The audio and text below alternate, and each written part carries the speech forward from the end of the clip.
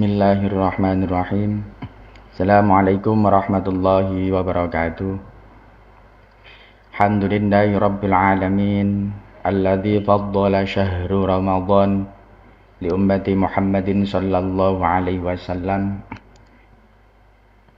Asyhadu an la ilaha illallah wa asyhadu anna Muhammadar Rasulullah. Allahumma salli ala sayyidina Muhammadin wa ala ali sayyidina Muhammad.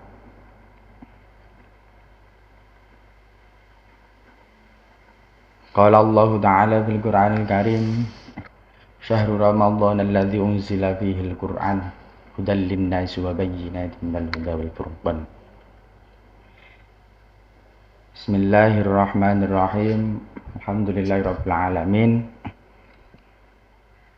Para pecinta channel dan para sahabat-sahabat sekalian, dalam kesempatan bulan Ramadan ini kita sama-sama akan belajar tentang beberapa problematika dalam menjalankan puasa dalam kajian-kajian fikih.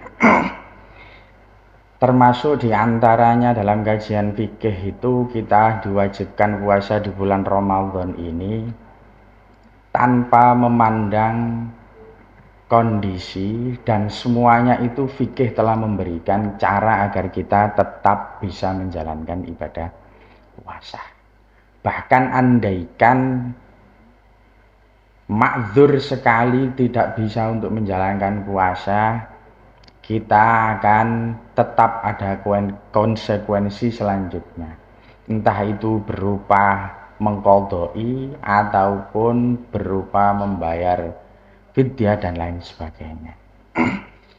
Kali ini bagi umat muslim yang menjalankan ibadah puasa, tetapi dia pada saat itu menghendaki untuk bepergian, maka syariat itu tetap menata cara puasanya orang yang bepergian. Apakah tetap kita itu diharuskan untuk berpuasa atau ada keringanan-keringanan tersendiri untuk menjalankan puasa.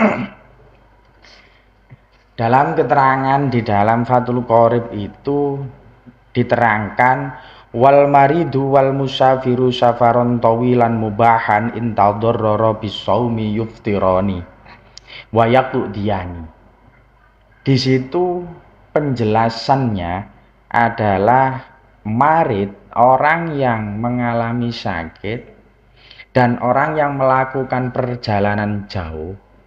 Perjalanan jauh sebagaimana takarannya adalah yang dalam syariat itu jauh dalam artian safaron tawilan itu mencapai masafatul qasri. Mencapai perjalanan yang diperbolehkan mengqashar sholat. Dalam hal ini memang memiliki beberapa pendapat. Ada yang mengatakan sampai 80 km, ada yang 81, 82 sampai 83. Perjalanan jauh yang dimaksud dalam bab safar itu adalah perjalanan yang mencapai jarak tempuh yang demikian.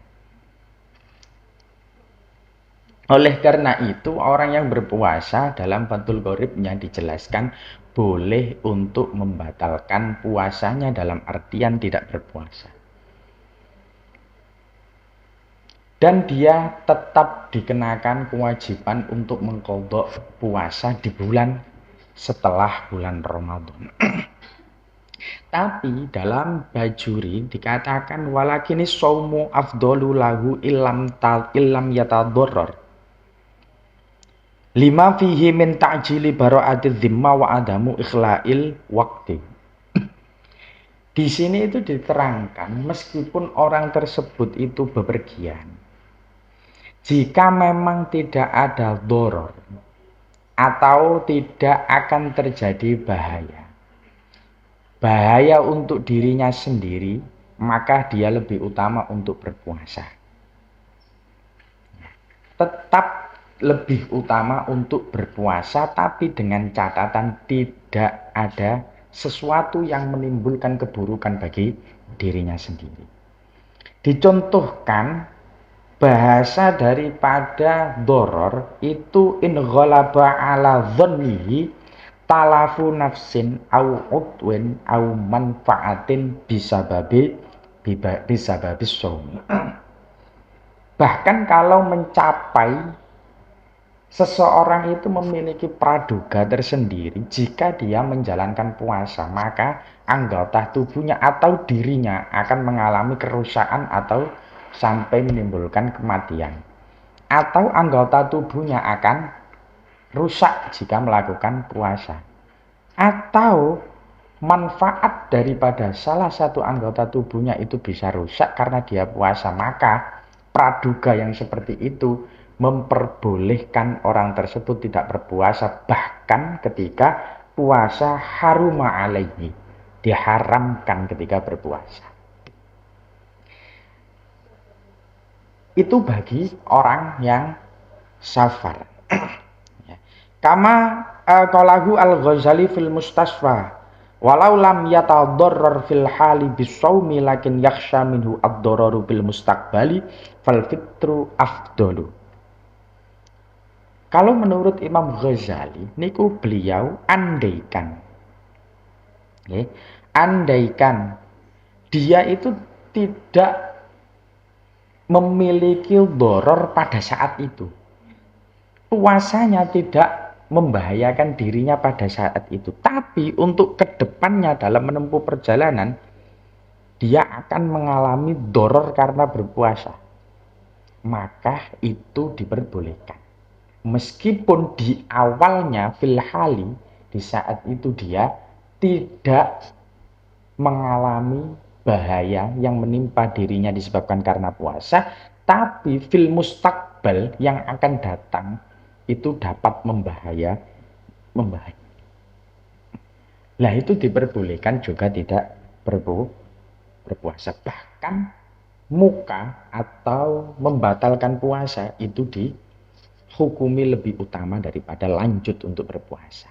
Sebagaimana Imam Muzani itu dalam keterangan lain beliau menjelaskan bahwasanya hukum seperti itu disamakan dengan hukumnya orang yang sakit. Awal puasa dia tidak sakit, pertengahan puasa entah zuhur entah itu asar, yang pasti dalam pertengahan puasa dia itu mengalami sakit yang membahayakan, maka dia diperbolehkan untuk tidak berpuasa. Yang penting dalam perjalanan safar itu seseorang harus menetapi safarnya itu dilakukan perjalanannya sesuai dengan masa fatul qasri. Nomor 2, safarnya harus safar yang mubah, bukan safar yang konotasinya atau muaranya nanti menuju ke maksiat. Yang ketiga, dia ada yang mengatakan syarat ketiga niki masih ada beberapa pendapat. Yang ketiga itu dilakukan perjalanannya itu dimulai sebelum sholat subuh. Cuma yang ketiga ini banyak pendapat. Ada yang mengatakan harus seperti itu, ada yang mengatakan boleh meskipun perjalanannya itu dilakukan setelah sholat subuh, boleh. Yang penting adalah masa fatul qasri dan perjalanannya termasuk perjalanan yang dinilai syariat dihukumi boleh. Perjalanan yang tidak mengandung unsur maksiat. Seperti itu. Akhirnya kita sebagai musafir otomatis diperbolehkan untuk tidak berpuasa dengan catatan jika kita itu memiliki praduga ada doror atau ada bahaya yang menimpa kita jika kita lanjut puasa. Andaikan tidak, iku walagini saumu afdolu. Jika tidak masalah, andaikan kita dalam perjalanan sudah terbiasa melakukan perjalanan jauh dan di bulan puasa kita tidak ingin meninggalkan momen-momen ibadah puasa ini dengan mengkodok, puasa lebih utama. Saya kira cukup sekian. dari saya. Semoga bermanfaat dan semoga kita yang melakukan perjalanan tidak ditakutkan lagi dengan apakah saya puasa, apakah saya tidak berpuasa, apakah kalau saya tidak berpuasa, apakah saya melanggar dan seterusnya. Syariat tetap memberikan bekal kepada kita bagi kita kaum muslimin yang memang notabene itu sering melakukan perjalanan jauh, maka inilah solusinya. Jika perjalanan jauh itu satu tidak memiliki doror, maka kita tetap dianjurkan lebih utama untuk berpuasa. Jika memiliki bahaya kepada diri kita, maka lebih baik kita untuk membatalkan puasanya. Dan juga perjalanannya harus dilakukan sejauh sebagaimana masafatul qasri 80 kilo sampai 83 kilo, atau yang kedua, perjalanan yang kita lakukan tidak ada nilai ataupun tujuan ataupun unsur-unsur di dalamnya yang berbau kemaksiatan. Terima kasih. Wallahu a'lam bishawab. Wassalamualaikum warahmatullahi wabarakatuh.